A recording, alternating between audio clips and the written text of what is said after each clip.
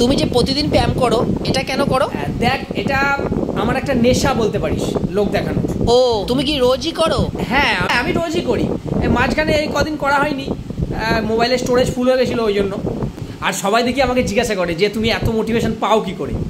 দেখ, সত্যি কথা বলতে, চোখের সামনে যখন গরম চপ সিঙ্গাড়ার লোভ দেখিয়ে কেউ বলে যে তুমি 1 মিনিট ব্যায়াম করে রিলটা বানিয়ে দাও, তাহলে আমি তোমাকে ওগুলো দেবো।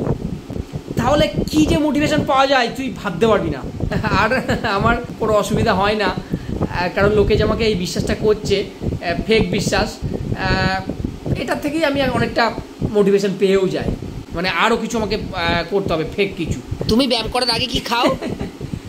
বল কি খাই না?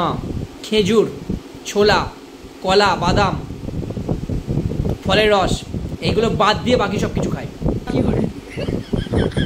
ও, ওগুলো তাহলে ব্যায়াম করার পরে খাও? না না, ওগুলো মাইনে পাওয়ার পর খাই।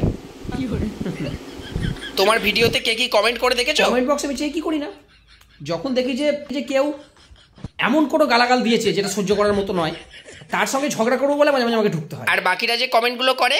বাকি সবাই মোটামুটি ঠিকঠাকই গালাগাল দেয়, ওটা নিয়ে আমার কোনো চাপ নেই। যাই হোক, আপনার সাথে কথা বলে খুবই ভালো লাগলো। অনেকটাই সময় নষ্ট হয়ে গেল, যাই বৃষ্টি এসে যাচ্ছে। চলো নুটি। হ্যাঁ, এই ওকে ছাত্রা কেড়ে না তো, ছাত্রা কেড়ে নে, যা বাড়ি যা।